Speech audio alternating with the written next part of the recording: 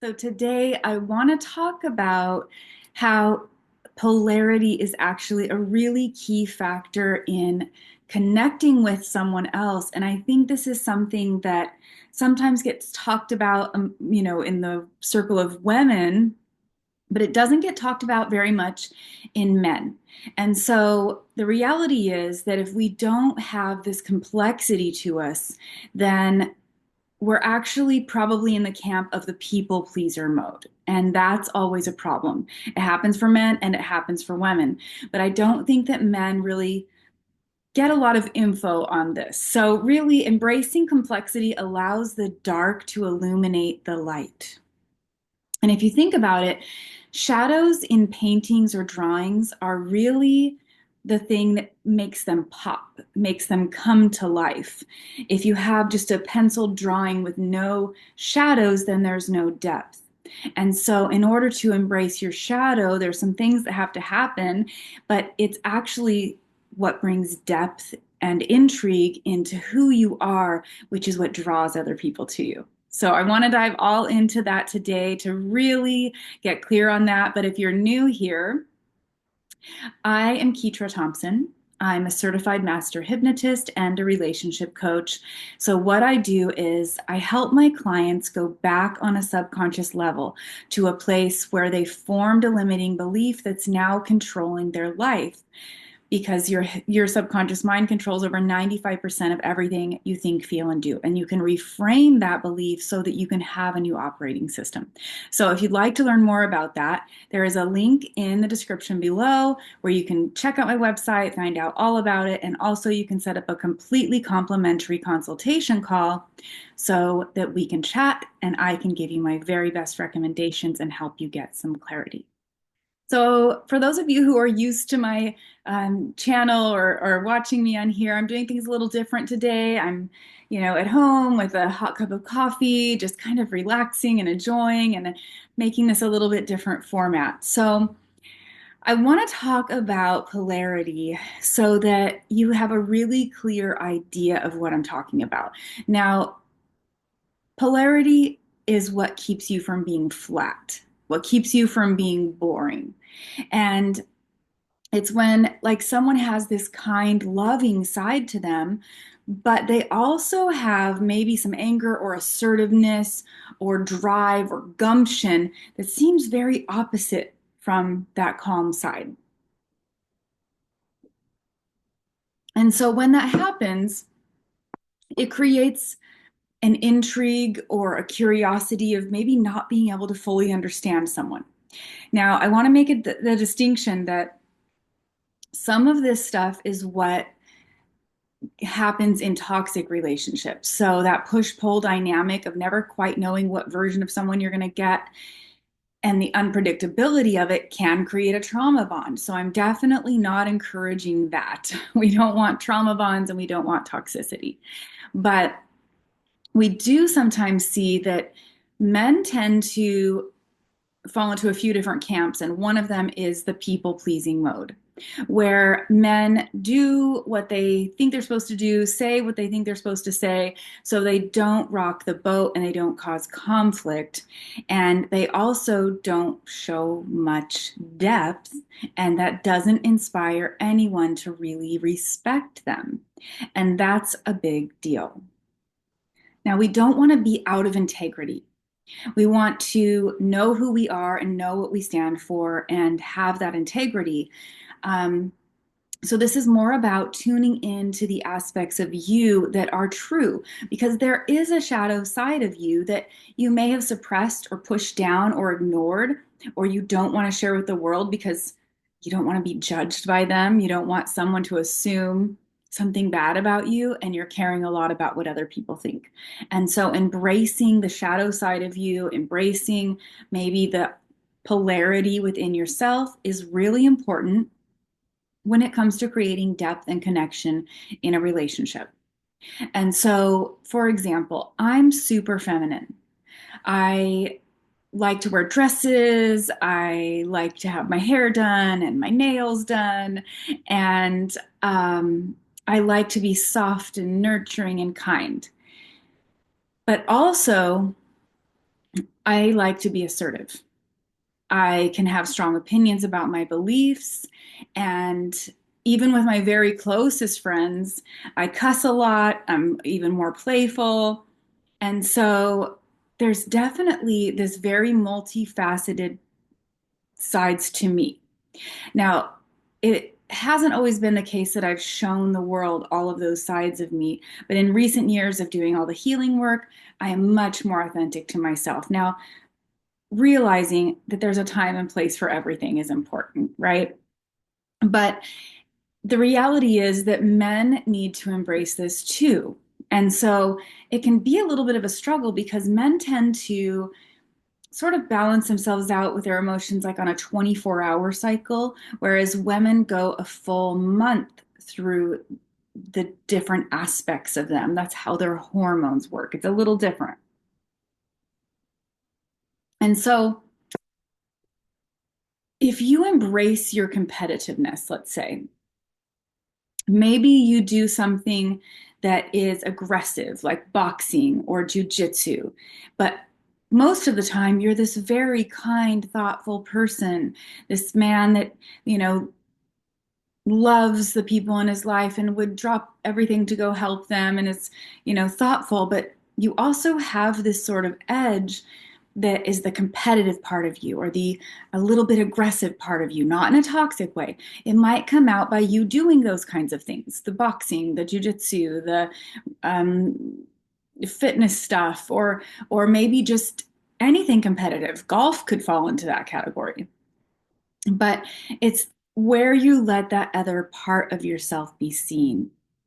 It's where you let this other part of yourself be known. And a lot of times people either don't cultivate this part of themselves, so they don't even know what it is, they're totally detached from it, or they hide it to present a persona that they think is going to be acceptable. And so, in both cases, it can be a problem. But not knowing that part of yourself is actually a bigger issue.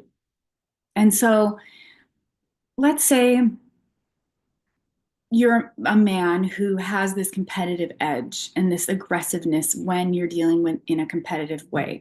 But let's say you also like to do flower arranging, or you really enjoy decorating your home and you're kind of into interior design, excuse me. So the mix between the masculine and feminine can become really intriguing. And it's actually the same thing that becomes intriguing for men when they are attracted to a woman, that there's a diverse mix of who they are. It's, really only the toxic, narcissistic type people that really want a woman who is only in her feminine because they don't ever want that person to have a say or a voice or work outside the home or do things that have any competitiveness or masculine edge to them. Someone who's more healthy would want a woman who has both, who can embrace that nurturing, loving, soft part of herself and also have some edge. And so it's the same when it comes to men. Now, there's a lot of attraction that comes from, this strong silent type. But that's not actually the type of man that a woman feels safest with. It's really when there's a balance of that masculine and the feminine. And so I want to mention one more aspect. Depth matters. So you could look at this in a superficial way and say, oh, yeah, I like decorating the house and I like kickboxing. I'm balanced, or, I have polarity, and that's not wrong. That would be polarity. But there's a third part to this sort of triangle, and it's depth. Now, if you don't have any depth, then you aren't going to be able to connect about things with your partner. And so you either don't have the capacity to go emotionally deep because you don't want to feel your emotions and you push those down and you shy away from any conversation that has anything to do with emotion, or you don't have any depth in the way that would refer to you don't have anything interesting to talk about.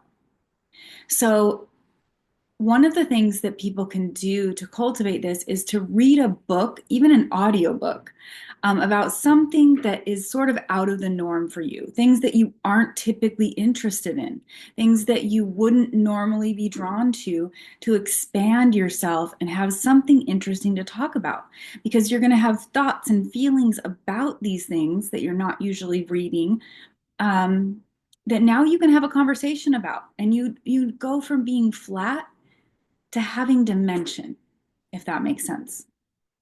And so this really cultivates an environment where there is stimulation happening. This polarity creates a stimulating intrigue and interest.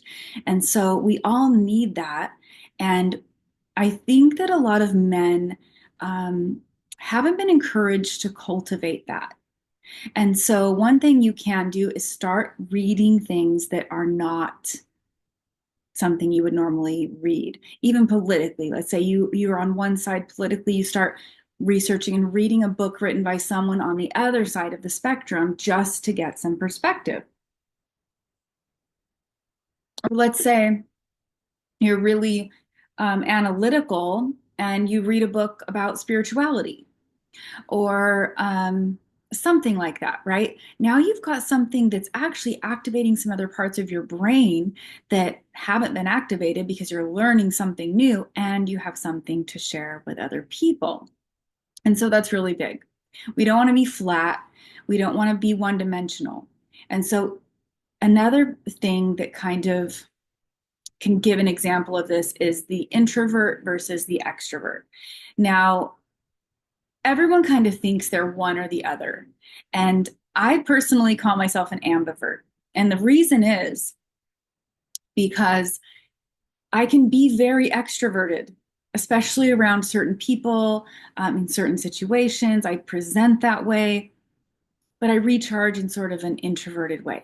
And so we all have both of these sides in us, and it's really a matter of whether or not we've cultivated those. So if we think we're always extroverted, then we can choose to spend time alone by ourselves. We can choose to be taking part in things like meditation, things that bring us a little more peace, a little more quiet, and a little more ability to self-reflect. An introvert tends to be very self-reflective. And so cultivating that in your life can give you an opportunity to cultivate both sides of this, which helps you in turn relate to other people because you have practiced cultivating these things inside yourself. Not to go against how you're programmed, but to experience what someone else is experiencing and to be curious about whether or not you can gain some joy from something different than what you're normally doing can be a really big deal. Now, the one thing that I think is probably the hardest thing for the person who is naturally sort of a people pleaser to overcome is the fear of being assertive, of saying no, of saying what they mean. So there's one level of assertiveness that is holding the line, drawing the line. No, I won't do this. The other level is the side, I guess the maybe the two sides of the same stick. One's assertiveness, one's vulnerability. But they're both about being real. They're both about creating an authenticity about yourself. And so when you can be assertive and you can use your voice and you can say no, or you can express that, yes, I do like this, and no, don't like that, and I don't agree, that's a good thing. The other part is the vulnerability aspect where we can express, this is how I'm feeling. And this is the fear about what I'm feeling. And here's what I want to share with you or how I feel about you. That's the vulnerable side. And we need to have that cultivated. So this gets put to the test when someone says or does something that isn't in alignment with what you believe. So I'll give you an example. So I was on a date one time with someone who was making fun of the fact that Jill Biden wanted to be called doctor because she has a doctorate. And I could have been the passive people pleaser person and just said, oh, yeah, that's silly or whatever. I could have just agreed, right? But it wasn't something I actually agreed with. So I was able to say, I don't agree with that. This person earned that title of doctor, and she deserves to use it whether you like her or not. And, it went on to say, well, she's not a real doctor, referring to a medical doctor.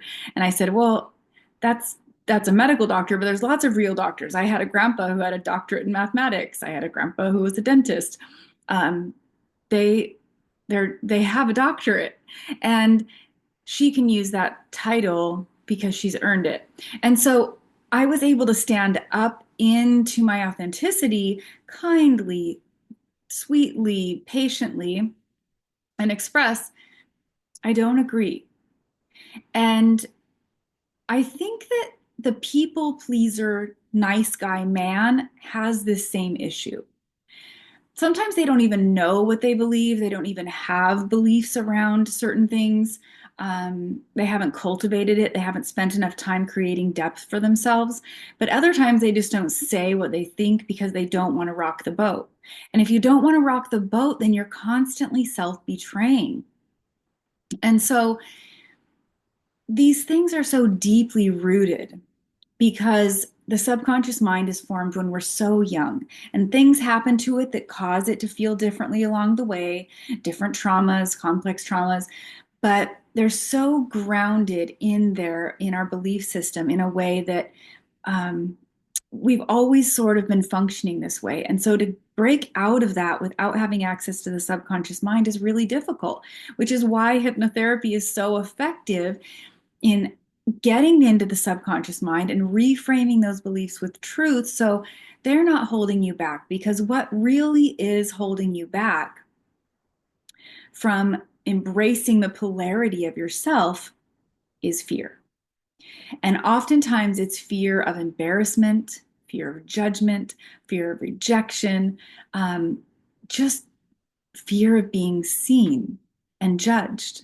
And so, as we cultivate getting to know all the parts and sides to ourselves, then it's much easier for us to express that in the world. And I'll tell you what, the people that people are drawn to in the real world are the people who've gotten really good at being authentic. People who are willing to let the ugly be seen and the good, to let the bizarre and edgy parts of them be seen and the more polished side, right? And so you could be, dressed up really nice. You could be really polished looking. Who doesn't like that? Someone who really knows how to dress and present themselves and carry themselves well. Everybody loves that in a man. But you could also be playful, which maybe isn't expected from someone who's polished and kind of buttoned up and put together. And so that creates polarity too. But we have to be able to get over the fear that's blocking it. And the fastest way to do that, of course, is in the hypnotherapy process because it actually gives you access to your subconscious mind. So I want to talk a little bit about really the male feminine energy and masculine energy because we talk about those a lot. We hear about those a lot. Women get talked to about it a lot, but I don't think men really get talked to about the fact that they also have feminine energy. And so when it comes to attracting a woman, a man's feminine energy creates love and safety. It's the part of themselves that's willing to be vulnerable, share how they feel, and be connected. And it can be even those other aspects that are creative, like the decorating your house, or, maybe you love going shopping at Hobby Lobby or whatever that is that might not be stereotypical for a man. Those things endear women to you. That creates more of a safe feeling like, oh, I can embrace these things about me with this person because they do that too, and they are vulnerable and they'll communicate. But the masculine side of you, that part of you is what commands respect and admiration, really. So if you haven't cultivated both sides, then it might be hard for that woman to respect you and admire you if you haven't put any effort into the masculine. And let me just confirm here that I don't mean being a jerk. Masculinity isn't you being mean or harsh or always on edge. It's the willingness to be proficient in something, which goes back to that competitive nature. Let's say, even in the way you dress, even in the way you carry yourself in the world, if you are proficient at that, if you are polished there, even that is a success that is kind of about being competitive and mastering this aspect of you.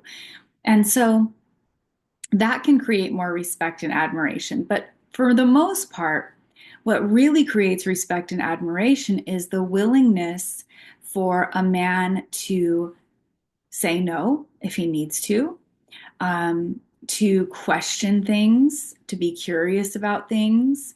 I'm not talking about losing your temper and totally blowing up, but I'm talking about being honest in your communication. So let's say, as a man, you need time alone, you need a break, you need some space, you need a guy's weekend. It's asking for it. It's telling your partner what you need. Now, at the same time, let's say you're a man in a relationship with a woman and she needs time away and she needs space with friends. It's also not being a needy, clingy, demanding guy that's acting like a child and saying, you can't go, you can't leave me, I don't want you to go. It's allowing that space and it's respecting the other person. And so when we cultivate healthy masculinity, it really needs to be balanced with the feminine aspects of you. Because if you only have one, if you only have sort of that harsher masculine part, the competitive, the domineering, the controlling, wanting to call the shots, not wanting to accept influence, telling it like it is, playing the devil's advocate, those can be really, really toxic. And we don't want that. So as you cultivate the feminine parts of you, think of that as the soft part of you that allows for creativity and self-expression, and it actually is a part of safety. Now, a lot of people talk about the masculine being safe for a woman, but in reality, a woman doesn't feel safe in that toxic type of masculinity. She doesn't feel fully accepted. She feels judged. She feels safe in a balanced, healthy masculinity that communicates their feelings, that communicates their needs, and embraces what they like, what they need. If kickboxing is your, outlet, you're not going to just let it go because your partner wants you to stay home and watch TV. You're going to have boundaries. You're going to be able to express that, and not with just the harsh, like jerky no. You're going to be able to say it kindly and then hold the boundary regardless, because that brings respect. And so I think that we all get kind of sucked into this idea of being what everyone else wants us to be. And it's something that gets planted in the subconscious mind really early on.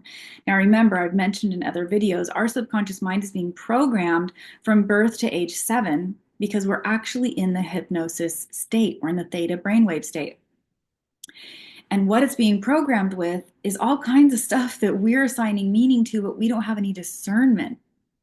So if you as a man have a mother wound who, you couldn't quite get what you needed from your mother, or weren't understood, or there's all kinds of aspects to it, you might be projecting that onto a spouse. And so it's going to affect who you do and don't attract into your life. And it can affect the dynamic of your marriage, or even if you're single, like how you show up in the world. So when you heal that subconsciously, it's like healing it at the root where it started.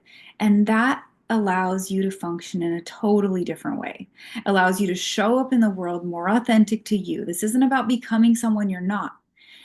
When you really do the deep work, it's about becoming your authentic self, which I say is the you that you were before the world told you who to be. So, if you'd like to learn more about the hypnotherapy process, again, check out the link in the description below. You can set up that consultation call.